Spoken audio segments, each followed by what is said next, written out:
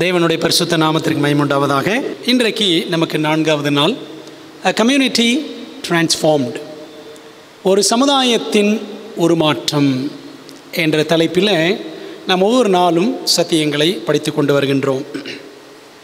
இந்த நாளில் நம்முடைய தலைப்பு என்னவென்றால், உங்கள் நகரம் உங்கள் ஊழியம், யோர் சிட்டி யோர் மிஷன். இங்கே இருக்கிற படம் உங்களுக்கு தெரிகிறதா?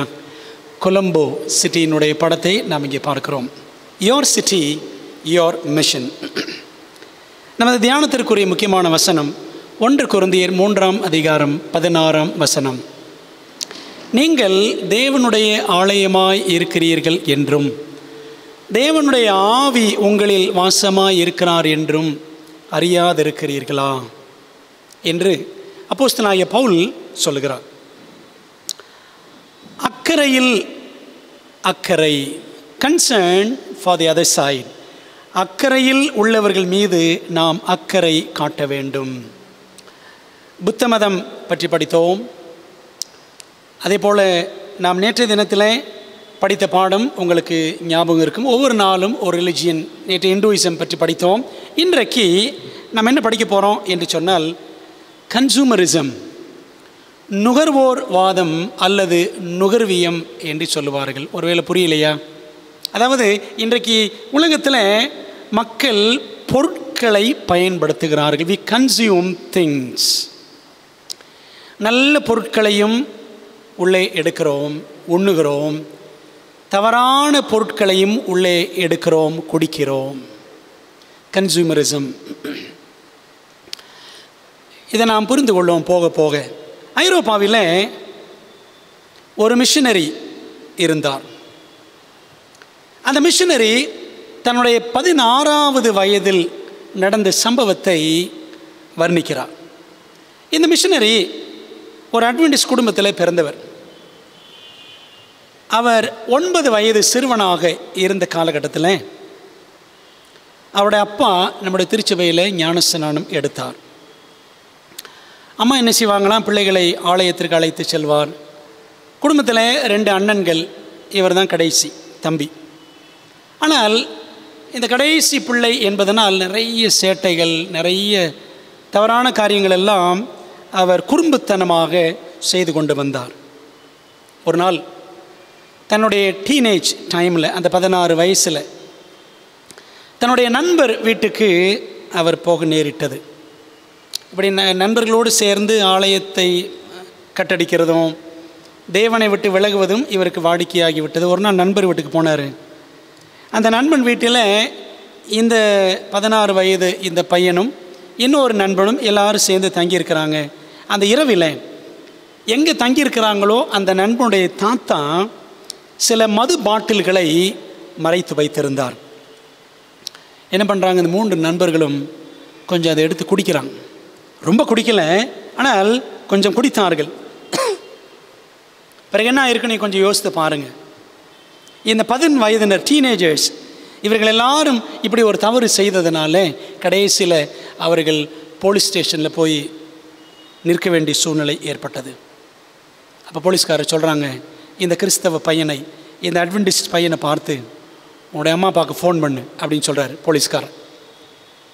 உடனே இந்த அட்வென்டிஸ்ட் பையன், ஐயோ விடிய காலம் 5 மணிக்கு எப்படி நான் என்னுடைய அம்மா அப்பாவுக்கு ஃபோன் பண்ணுவேன்? நீங்கள் யோசித்து பாருங்களேன், 5 மணிக்கு போலீஸ் ஸ்டேஷன்லேருந்து ஃபோன் வந்துச்சுன்னா எப்படி இருக்கும்? இந்த பையன் பயந்துக்கிட்டே தயங்கி கொண்டே தன்னுடைய தாய் தகப்பனுக்கு அவன் தொலைபேசி மூலமாக அழைக்கிறான். இந்த விஷயத்தை சொன்ன உடனே பார்த்தீங்கன்னா 3 பேர் வர்றாங்க. அப்பா, அந்த 2 அண்ணன்கள் போலீஸ் ஸ்டேஷனுக்கு வர்றாங்க. போலீஸ் ஸ்டேஷனில் மகனை, இந்த கடைசி மகனை பார்ப்பது அந்த அப்பாவுக்கும் இந்த 2 அண்ணன்களுக்கும் எத்தனை வெட்கமாக, வேதனையாக இருந்திருக்கும் என்று யோசித்து பாருங்கள். காரணம் என்ன? கன்சூமரிசம். என்ன பண்ணிட்டாங்க? அங்கே ஒரு பொருள் கிடந்துச்சு, ஒரு மதுபான பொருள், அதை எடுத்து குடிச்சுட்டாங்க. தே கன்சியூம்டு த ட்ரக். போதைப் பொருட்களுக்கு அடிமையானவர்கள் இன்றைக்கி உலகத்தில் எவ்வளோ பேர் இருக்கிறாங்க. அன்பானவர்களே, ஒரு வழியாய் இவன் வீட்டுக்கு சென்றான். அப்பா கூட 2 அண்ணன் கூட. வீட்டுக்கு போனதுக்கப்புறம் அப்பாவும் அந்த அண்ணன்மார்களும் அவனை வெறிச்சு பார்க்குறாங்க. அவனுக்கு அடி விழுந்ததா அப்படின்னா இல்லை.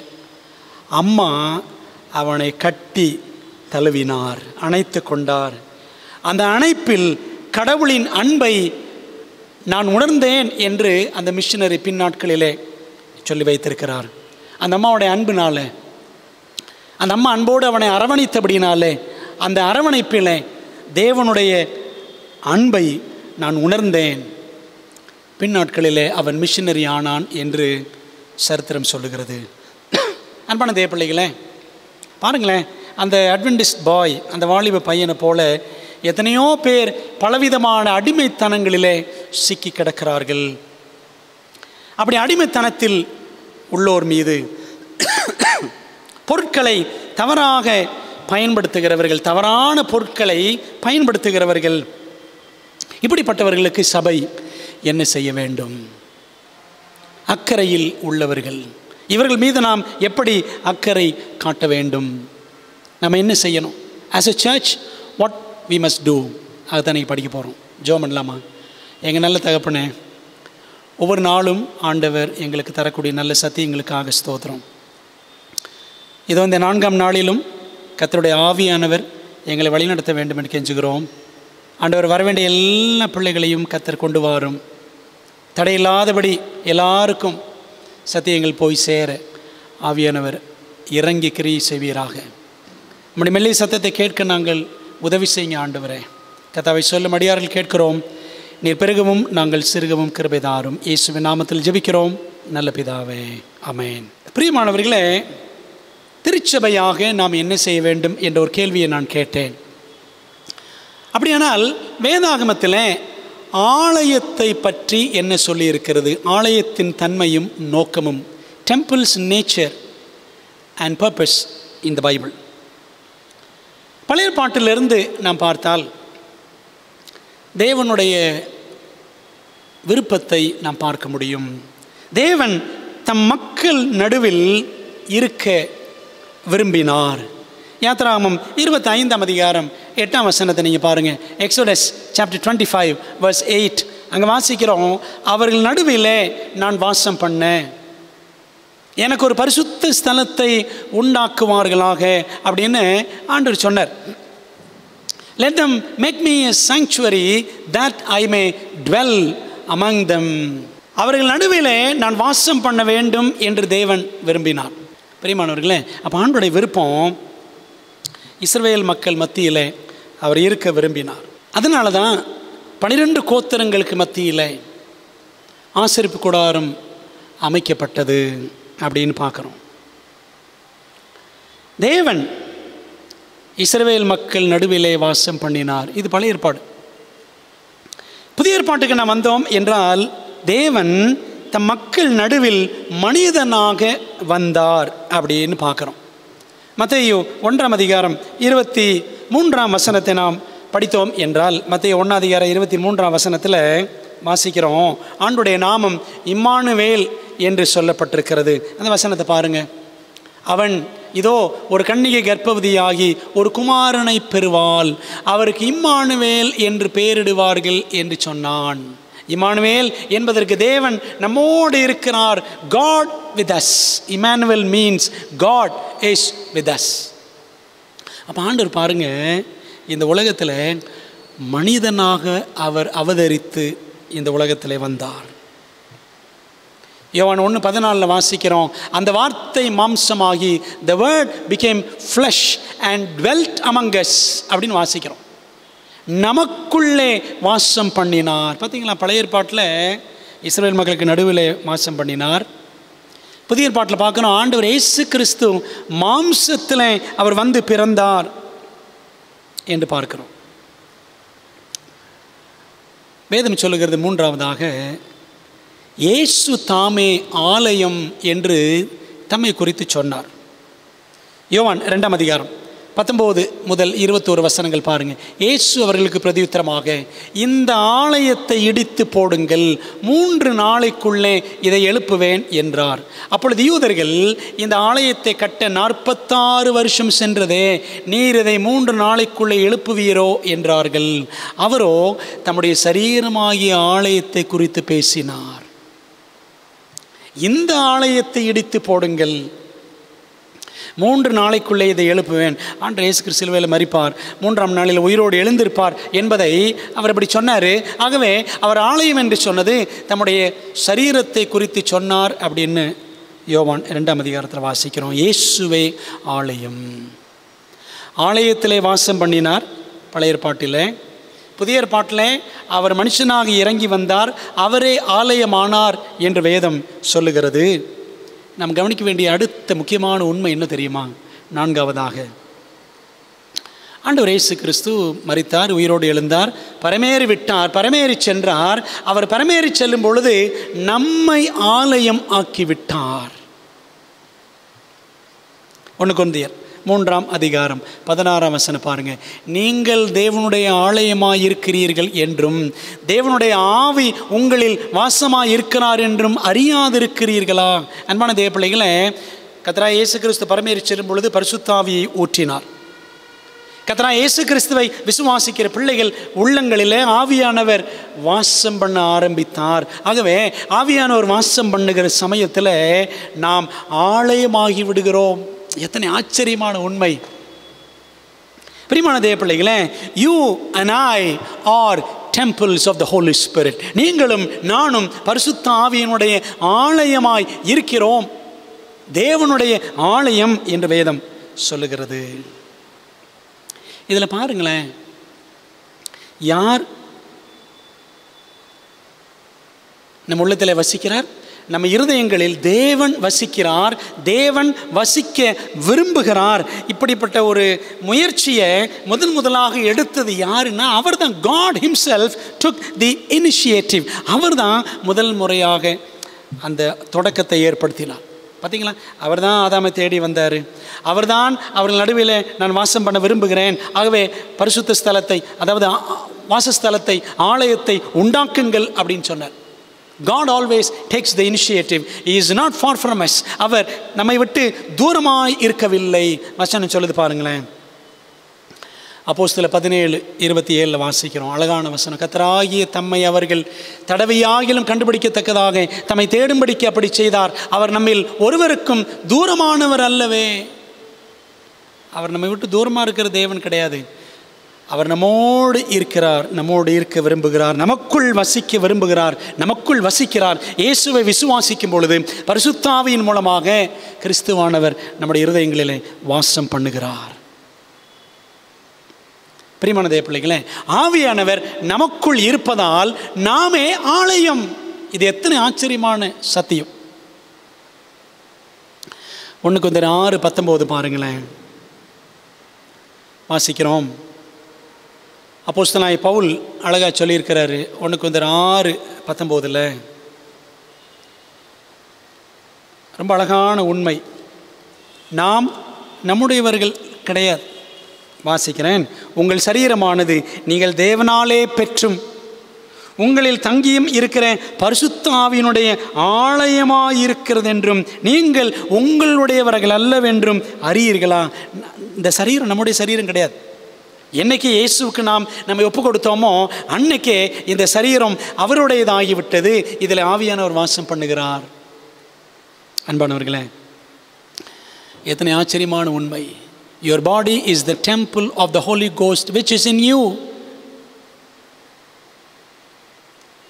அன்பான தேவ பிள்ளைகளே, ஆலயங்களில் தேவன் இருக்கிறதில்லை. வனாதி வானங்களே உம்மை கொள்ளாது. இந்த ஆலயம் எம்மாத்திரம்? ஆலயத்தில் ஆண்டு இருப்பாரா? Stones cannot enclose God. கற்களால் ஆன ஒரு கட்டடத்துக்குள்ளே தேவன் குடியிருப்பதில்லை. அன்பானவர்களே, ஒரு வசனத்தை நான் வாசிக்கிறேன் பைபிளில் இருந்து. அப்போஸ்தலர் 17:24 வாசிக்கிறோம். வசனம் சொல்லுது, அவன் அப்போஸ்தலர் 17:24 உலகத்தையும் அதில் உள்ள யாவற்றையும் உண்டாக்கின தேவனானவர் வானத்திற்கும் பூமிக்கும் ஆண்டவராய் இருக்கிறபடியால் கைகளினால் கட்டப்பட்ட கோவில்களில் அவர் வாசம் பண்ணுகிறதில்லை அப்படின்னு வாசிக்கிறோம். அப்படியானால் ஆச்சரியம், அவர் நமக்குள் வாசம் பண்ணுகிறார். அன்பானவர்களே, அப்ப யார் ஆலயம்? நீங்களும் நானும் தான் ஆலயம். You and I are the church of God. நீங்களும் நானும் தான் தேவனுடைய திருச்சபை. திருச்சபை எப்படி, ஏன், சர்ச் how and why. அப்போ என்ன புரிஞ்சுக்கிறோன்னா, சபை என்பது கட்டடம் கிடையாது. Search is not a building but people. அது மக்களால் ஆன அமைப்பு. மத்தேயு 18:20 நம்ம அடிக்கடி ஜெபத்தில் சொல்லுவோம் பாருங்களேன். ஏனெனில் 2 பேராவது 3 பேராவது என் நாமத்தினாலே எங்கே கூடியிருக்கிறார்களோ அங்கே அவர்கள் நடுவிலே இருக்கிறேன் என்றார். 2 பேர் அல்லது 3 பேர் இயேசுவின் நாமத்தினாலே ஒன்று கூடி வரும் பொழுது, இப்போ பாருங்களேன், ஒரு ஃபேமிலி ப்ரேயருக்கு, குடும்ப ஜெபத்துக்கு கணவன் மனைவி ஒன்றா கூடி வர்றோம். கணவன் மனைவி பிள்ளைகள் அந்த 3 பேர் 4 பேர் ஒன்றா கூடி வர்றோம் அப்படின்னா that is the church. Jesus சொல்கிறாங்க, I am there in your midst. உங்கள் நடுவில் நான் இருக்கிறேன். அதாங்க search. People are the church. Church is not a building but people. பிரியமான தேவ பிள்ளைகளே, அப்போ சபைனா எப்படி? மக்கள் தான் சபை, கட்டடம் சபை கிடையாது. எலன் ஒயிட் அம்மையார் அழகாக சொல்கிறாங்க, the church is God's appointed agency for the salvation of men. It was organized for service and its mission is to carry the gospel to the world. Acts of the Apostles, page 9. தமிழில் வாசிக்கிறேன். திருச்சபை என்பது மனிதர்களின் ரட்சிப்புக்காக தேவன் நியமித்திருக்கிற கருவி ஆகும். திருச்சபை என்பது தேவன் மனிதர்களின் ரட்சிப்புக்காக நியமித்திருக்கிற கருவி. அது சேவைக்காகவே ஒருங்கிணைக்கப்பட்டுள்ளது. உலகத்திற்கு சுவிசேஷத்தை அறிவிப்பதே அதன் பணி ஆகும். அன்பானவர்களே, நம்முடைய வேலை என்ன? சபையினுடைய வேலை என்ன? சபைனா யாரு? மக்கள் தான் சபை. சபையோட வேலை என்ன? சுவிசேஷத்தை அறிவிக்கணும், சேவை செய்யணும். நம்ம நினச்சிட்டு இருக்கிறோம் சர்ச் அப்படின்னா singing special songs, conducting programmes, இதெல்லாம் இருக்கணும் தான். வெறும் ப்ரோக்ராம் நடத்திட்டு போகிறது மட்டும் சபை கிடையாது. Church has to go out and reach people. சபை என்றால் மக்கள் வெளியே சென்று மற்ற மக்களை, இயேசுவை அறிந்த மக்கள் சபை, இயேசுவை அறியாத மக்களை தேடி சென்று அவர்களுக்கு இயேசுவை அறிவிக்க வேண்டும். இதுதான் சபையினுடைய வேலை. அன்பானவர்களே, COVID-19 கொரோனா வைரஸ், திரும்ப ஏன் பாஸ்டர் அதை ஞாபகப்படுத்துறீங்க அப்படின்றீங்களா? இந்த கொரோனா வைரஸ் நமக்கு ஒரு கற்றுக் கொடுத்த பாடம் என்ன தெரியுமா? COVID-19 taught us a wonderful lesson that church is people. சபை என்றால் மக்கள் என்பதை COVID-19 நம்ம கற்றுக் கொடுத்துச்சு. COVID-19 டைமில் எல்லோரும் சர்ச்சுக்கு போனோமா? சர்ச்சுக்கெல்லாம் போகல, கட்டடங்களெல்லாம் பூட்டி கிடந்துச்சு. So people gathered in zoom, எல்லாம் ஜூமில் ஒன்று கூடணும். ஸோ சர்ச் இஸ் பீப்புள் அப்படின்றத COVID-19 நம்ம கற்றுக் கொடுத்தது. சர்ச் என்பதற்கான கிரேக்க வார்த்தை எக்லீசியா. திருச்சபை என்பதற்கான கிரேக்க வார்த்தை எக்லீசியா. எக்லீசியான்ற என்ன அர்த்தம் தெரியுமா? a community of outward focused people. வெளியில் கவனம் செலுத்தும் மக்கள் சமுதாயம். வெளியில் இருக்கிற மக்கள் மீது கவனம் செலுத்தக்கூடிய மக்கள் தான் திருச்சபை. a community of outward focused people.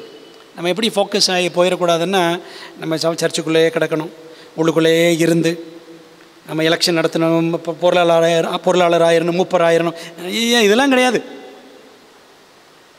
இந்த வெளியில் போக மாட்டாங்க பார்த்தீங்களா, ஊழியமே செய்ய மாட்டாங்க பார்த்தீங்களா, அவங்க தான் அந்த மாதிரி அடிச்சுட்டு கிடப்பாங்க. அன்பானவர்களே, மெய்யான திருச்சபை வெளியில் இருக்கிற மக்கள் மீது கவனம் செலுத்த வேண்டும். நுவரெலியா, புண்டுலோயா, ரக்வானா, பட்டிகோலா, ஜாஃப்னா, மட்டக்குழி, பெத்தேல் சர்ச், இப்படி நிறைய அங்கங்கே நகரங்களில் ஒவ்வொரு திருச்சபையாக இருக்கிறோமே. எதுக்காக இருக்கிறோம்? your city, why you are in your city? You are there for mission.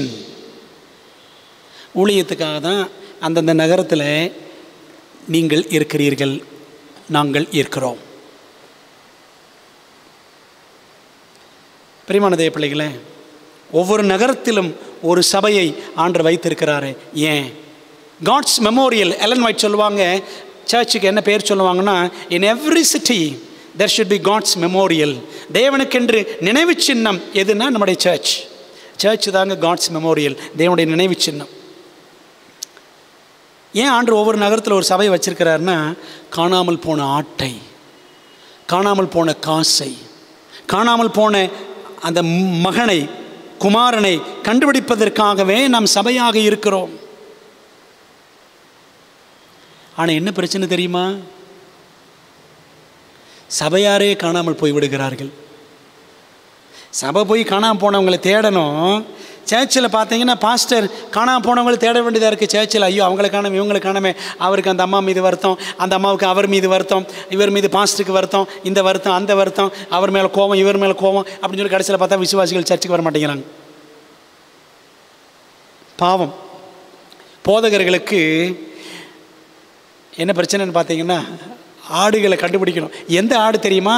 காணாமல் போன ஆடு கிடையாது, வெளியில் இருக்கிற ஆடுகள் கிடையாது, உள்ளே இருக்கிற ஆடுகள், உள்ளே இருக்கிற ஆடுகள், முரட்டு ஆடுகள்.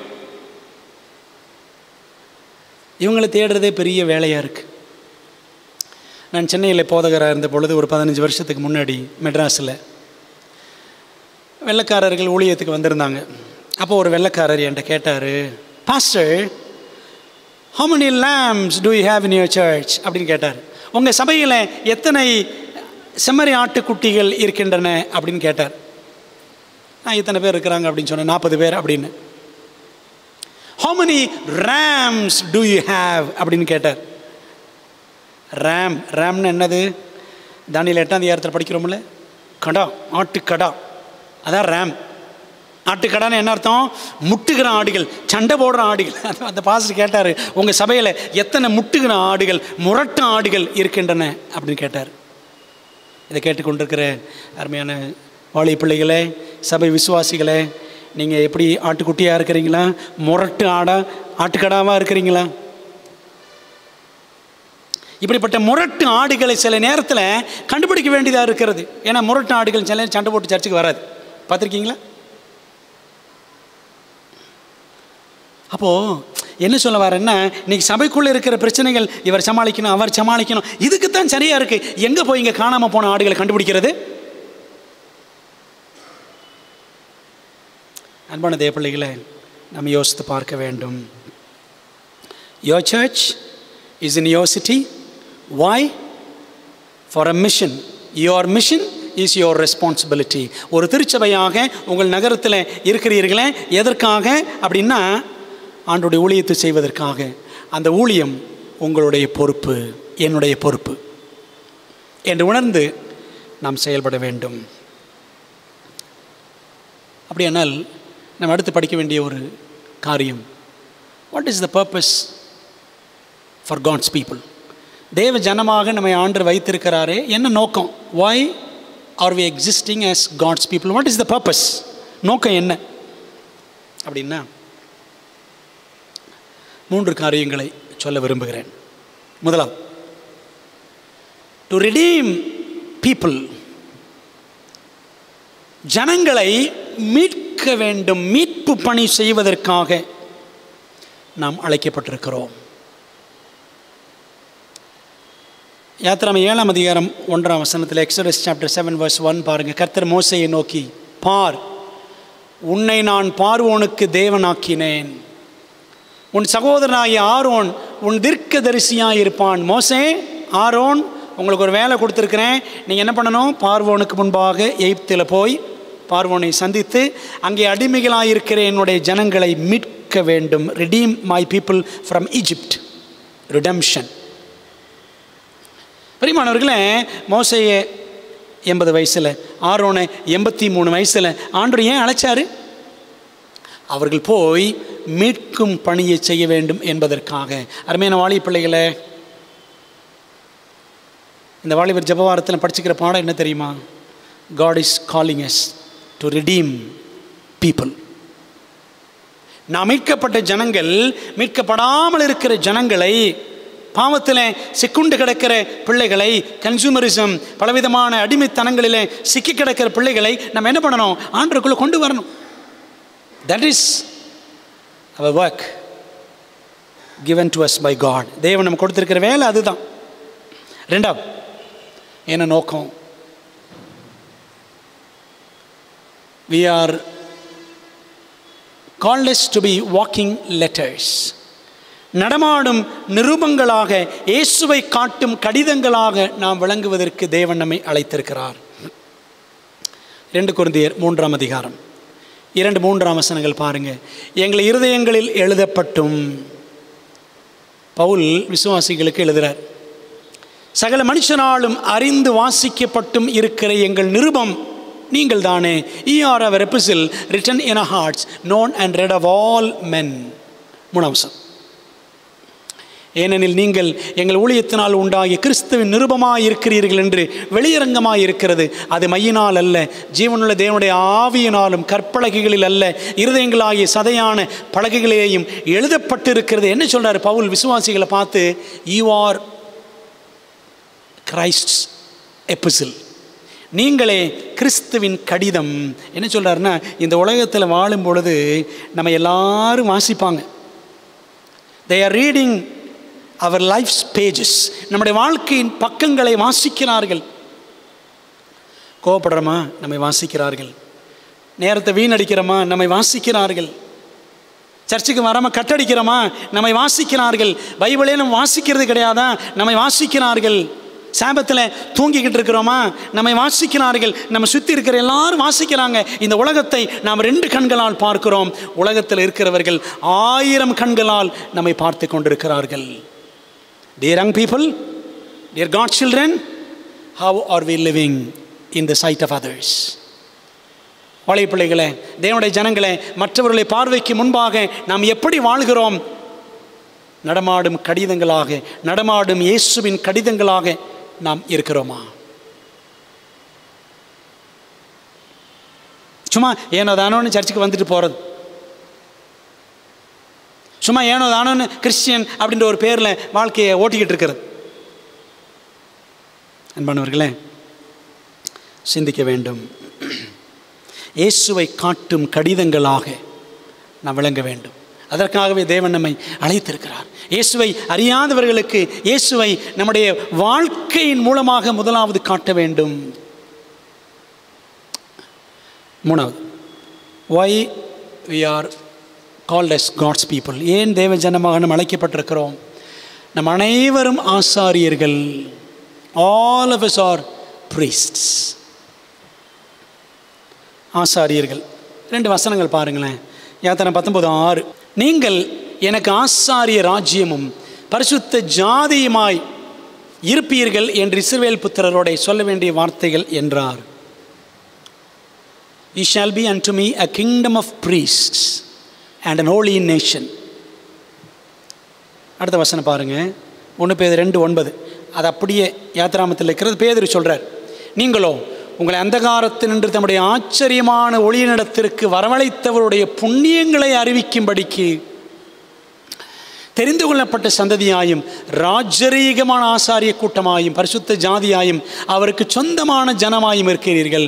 But you are a chosen generation, a royal priesthood, an holy nation, a peculiar people, that ye should shew forth the praises of him who hath called you out of darkness into his marvelous light. நம்மை ஆண்டவர் ஆச்சரியமான சத்திய ஒளியின் இடத்திற்கு கொண்டு வந்திருக்கிறார். இயேசுகிட்ட வந்திருக்கோம் பார்த்தீங்களா? அவர் தான் ஒளி, ஆச்சரியமான ஒளி. அவருடைய புண்ணியங்களை, அவருடைய துதிகளை நம்ம எல்லாருக்கும் அறிவிக்கணும். அப்படி அறிவிக்கக்கூடிய ராஜரீக ஆசாரிய கூட்டம், ராயல் பிரீஸ்ட்ஸ், நீங்களும் நானும். நீங்கள் நேரம் எடுத்து 1 பேதுரு 2ஆம் அதிகாரத்தை படித்து பாருங்கள். அதில் 5ஆம் வசனத்தையும் படித்து பாருங்கள். ஹோலி பிரீஸ்ட்ஸ், பரிசுத்த ஆசாரிய கூட்டம் அப்படின்னு படிக்கலாம். அன்பானவர்களே, அப்போ ஆசாரியர்கள் நீங்களும் நானும், ஆவிக்குரிய ஆசாரியர்கள், ஸ்பிரிச்சுவல் பிரீஸ்ட்ஸ். என்ன அர்த்தம் அப்படின்னா, பைபிளில் பாருங்களேன், ஆண்டவர் இயேசு கிறிஸ்து தான் நமக்கும் பிதாவுக்கும் மத்தியஸ்தர். அதாவது மனுஷர்களுக்கும் பிதாவுக்கும் மத்தியஸ்தர் யார்? இயேசு கிறிஸ்து. அதாவது பாவத்தினால் நாம் தேவனை விட்டு பிரிஞ்சிட்டோம். சரிங்களா?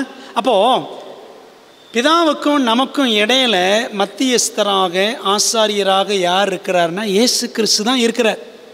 கிறிஸ்து இருக்கிறார். 1 தீமோத்தேயு 2ஆம் அதிகாரம் 5 மற்றும் 6ஆம் வசனங்கள் பாருங்கள். தேவன் ஒருவரே, தேவனுக்கும் மனுஷருக்கும் மத்தியஸ்தரும் ஒருவரே, எல்லாரையும் மீட்கும் பொருளாக தம்மை ஒப்பு கொடுத்த மனுஷனாகிய கிறிஸ்து இயேசு அவரே. பார்த்தீங்களா? அவர் தான், இயேசு கிறிஸ்து தான் பிதாவுக்கும் நமக்கும் இடையில மத்தியஸ்தராக இருக்கிறார். நம்முடைய பாவங்களே நம்மையும் தேவனையும் பிரிக்கிறது. ஏசாயா 59:2 வாசிக்கிறோம். ஆகவே கிறிஸ்து என்ன செய்கிறாரு?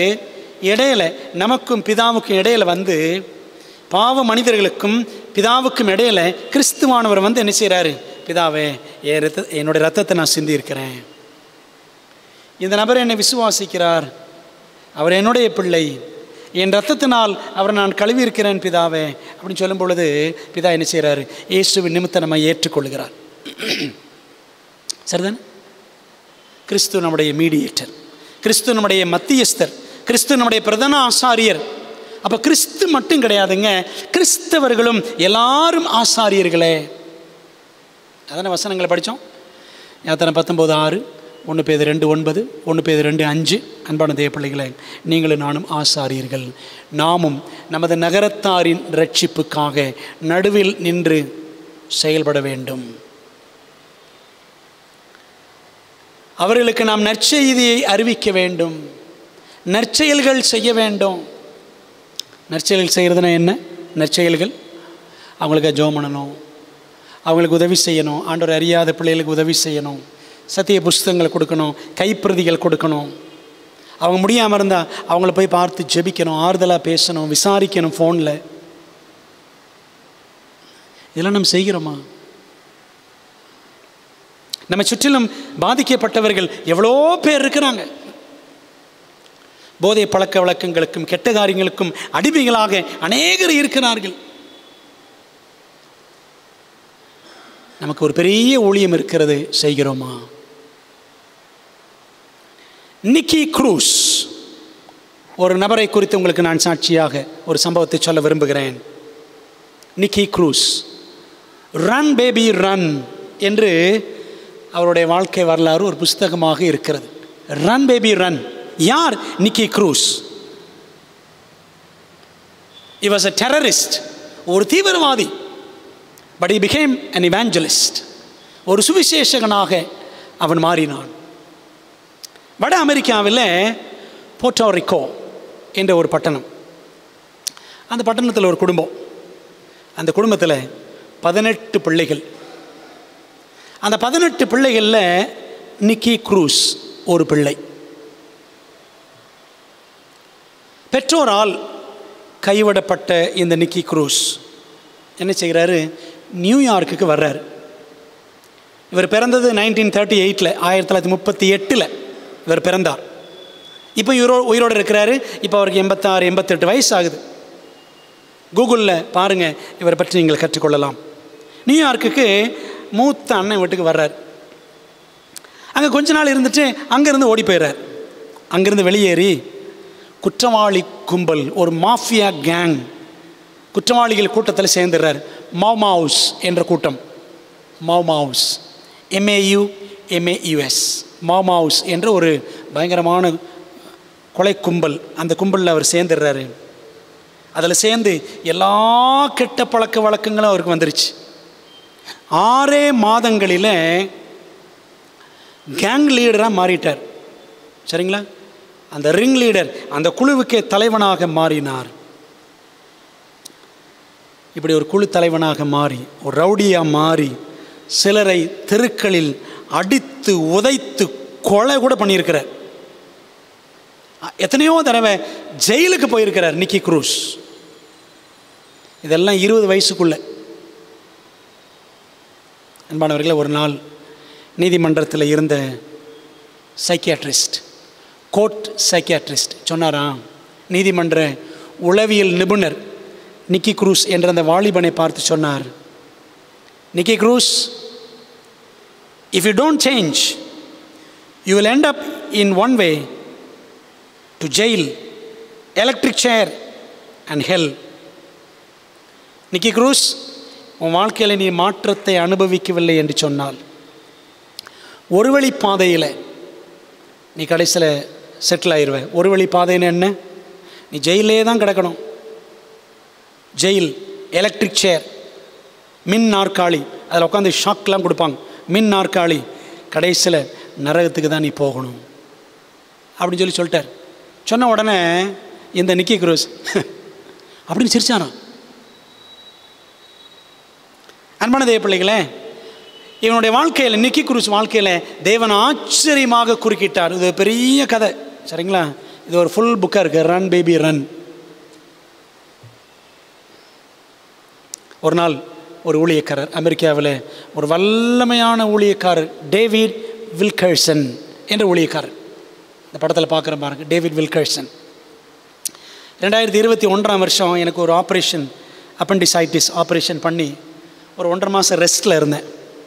அப்படி இருந்தப்போ இந்த டேவிட் வில்கர்சனுடைய பிரசங்கங்கள், நிறைய பிரசங்கங்கள் கேட்டேன்.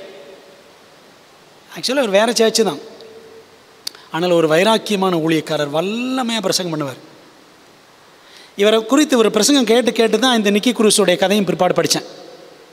அன்பானவர்களே, இந்த டேவிட் வில்கர்சன் என்ற ஊழியக்காரர் என்ன பண்ணாராம், இவருடைய சபையார் எல்லாம் சேர்ந்து இந்த அடிமைத்தனத்தில், கெட்ட பழக்க வழக்கங்கள், போதை பழக்கங்கள் மத்தியில் இருக்கிற வாலிபர்கள் மத்தியில் போய் ஊழியம் செஞ்சாங்க. டேவிட் வில்கர்சன் என்ன பண்ணாராம், இந்த நிக்கி குரூஸ் என்ற ஒரு வாலிபனை சந்தித்தார். அவனோட 20 வயசில். இப்படி ஒரு ஊழியக்காரர் அப்படி ஊழியம் செய்கிறாரு அப்படி கேள்விப்பட்ட உடனே இந்த நிக்கி குரூஸ் அவர் பெருசாக மதிக்கலை. இந்த டேவிட் வில்கர்சன் அவர் கூட கொஞ்சம் பேசினார்,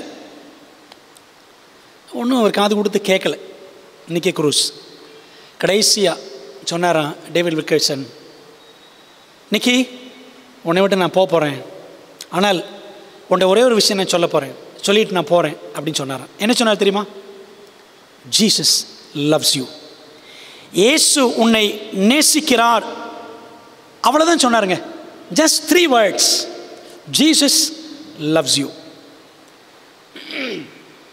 இயேசு உன்னை நேசிக்கிறார் சொல்லிட்டு போயிட்டார் பாஸ்டர். அன்பானவர்களே, இந்த வார்த்தைகள், 3 வார்த்தைகள் இந்த நிக்கி குரூஸ் உள்ளத்தில் பயங்கரமாக வேலை செஞ்சுக்கிட்டே இருந்துச்சு. அவரை தூங்க விடவே இல்லை. இது ஒரு பெரிய கதை. பிற்பாடு நிக்கி குரூஸ் இயேசுவை ஏற்றுக்கொண்டான். அவனுடைய வாழ்க்கை மாறியது.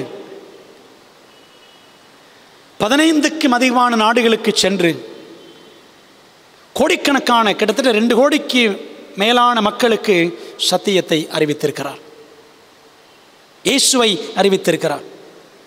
அன்பானவர்களை, கொலை பண்ணவர், சரிங்களா, முரட்டுத்தனம் பண்ணவர், ரவுடித்தனம் பண்ணவர், பெற்றோர்கள், அண்ணன் தம்பி யாரு கூடயும் சேர்ந்து இருக்கலை, ரவுடிகளோடு வாழ்ந்தவர். ஆனால் பின்னாட்களில் நிக்கி குரூஸ் மினிஸ்ட்ரீஸ், நிக்கி குரூஸ் ஊழியங்கள் என்று சொல்லி ஊழியங்களை தொடங்கி இன்னும் செஞ்சுக்கிட்டு இருக்கிறார். அவருக்கு 88 வயசு, அமெரிக்காவில். அருமையான தேவ பிள்ளைகளே, நம்ம செய்ய வேண்டிய ஊழியம் என்ன தெரியுமா? 2300 அப்போலாம் போய் சொல்லணும் அவசியம் கிடையாதுங்க. இயேசு உங்களை நேசிக்கிறார். Jesus loves you my friend, Jesus loves you my sister. இயேசுவே, சகோதரியே, சகோதரனே, என் நண்பனே, இயேசு உன்னை நேசிக்கிறார். அவ்வளோதான் சொல்லணும். நம்ம சில நேரத்தில் நினைப்போம், இவரெல்லாம் ஆண்டவர் ஏற்றுக்கவே மாட்டார், is not at all worthy to be saved, ரட்சிக்கப்படுறதுக்கு இவருக்கு தகுதியே கிடையாது அப்படின்னு நம்ம அநேகர் நினைக்கலாம். ரட்சிக்கப்பட தகுதியே இல்லாத பிறரிடம் சத்தியத்தை பகிர வேண்டும் என்ற பாரம் நமக்கு இருக்கிறதா? யோசித்து பார்ப்போம். பிரியமான தேவ பிள்ளைகளே, நமக்கு அப்பால் அக்கறையில் எத்தனையோ பேர் அடிமைத்தனங்களிலே சிக்கி இருக்கிறார்கள். நம்ம நினைக்கலாம், நான் இதெல்லாம் டீ காப்பிலாம் குடிக்க மாட்டேன், நான் அதெல்லாம் செய்ய மாட்டேன், நான் இதெல்லாம் பண்ண மாட்டேன், நான் நான்வெஜ் சாப்பிட மாட்டேன், அப்படிலாம் சொல்லலாம். ஆனால் பிரியமானவர்களே, இப்படிலாம் இருந்தால் ரட்சிக்கப்பட்டுருவோமா? பரலோகம் போயிடுவோமா? அல்டிமேட் கோல் என்ன தெரியுமா? இயேசு என் இருதயத்தில் இருக்கணும், இயேசுவை வாழ்க்கையில் வெளிப்படுத்தணும், இயேசுவை மற்றவங்களுக்கு நான் போய் சொல்லணும்.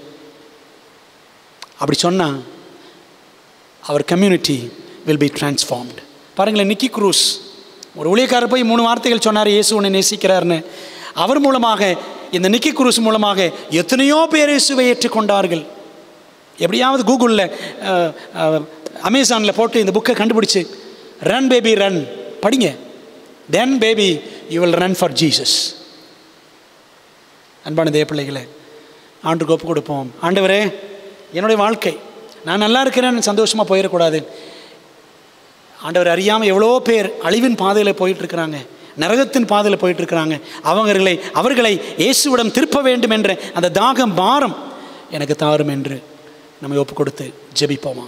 ஜெபம் செய்வோம். நல்ல தகப்பனே, உம்முடைய நாமத்திற்கு நன்றி செலுத்துகிறோம். இந்த ஜெபவார கூட்டங்களுக்காக துதிக்கிறோம்.